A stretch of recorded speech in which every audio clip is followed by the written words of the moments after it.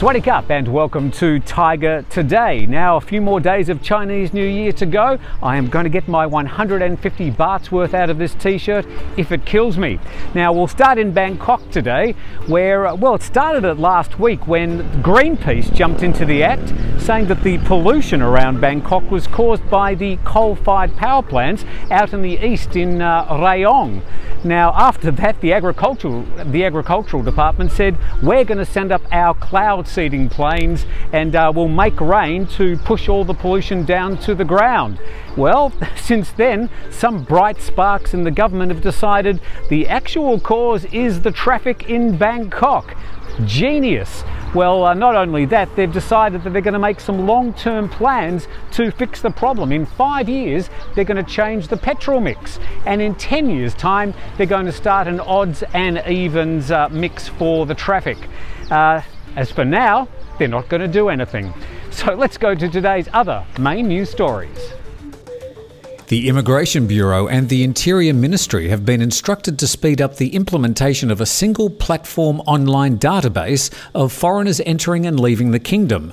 The order was given by Deputy PM and man of the moment, General Prawit Wongsuwon, when he chaired a committee addressing bureaucratic reforms at Government House. The relevant agencies were told to have the new system fully functioning in 6 months. As part of the new system, the Immigration Bureau will cancel the use of the Immigration 6 form and instead use e-passport data. Just hours after returning from an official visit, British Foreign Secretary Boris Johnson has been joking about sex tourism in Thailand during a major speech about Brexit. In an address in which he outlined his vision for the country's departure from the EU, Mr Johnson said, "As I've just discovered, we have more than 1 million people who go to Thailand every year, where, according to our superb consular services, they get up to the most eye-popping things." He also made comments about Brits taking trips to Europe for nothing more than cheap stag parties. Class act. Authorities are preparing to dismantle 6 houses and 2 shops that are encroaching on a national park in Koh Phi Phi. More than 100 policemen, soldiers and national park officials started the demolitions yesterday and are expected to complete the task before the end of the week.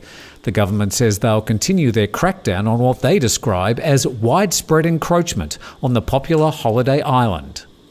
A recent Chulalongkorn University College of Population Studies survey say the average number of children they want is less than a similar survey in 2001. When looking at Thailand geographically, Bangkok women on average want to have 1 child each, whilst women in the northeast want to have an average of 2.3 children. The survey also showed the percentage of single women aged between 35 and 39 is growing. Thailand's 2 fugitive prime ministers, Thaksin and Yingluck, left Japan for Hong Kong on Tuesday, according to Japan News. Both siblings had been in Tokyo since the weekend. It's been widely reported that Yingluck will hold a press conference in Hong Kong. Sources say they stayed in Japan for private purposes. And a key witness to last Friday's brutal bar fight in Pattaya has told police that the Australian victim died because of a misunderstanding. Benjamin Robb suffered horrific injuries to his head and face, which proved fatal after being brutally beaten by 43-year-old American Jose Polanco during the attack which took place at the Ruby Club on Pattaya's notorious Soi 6.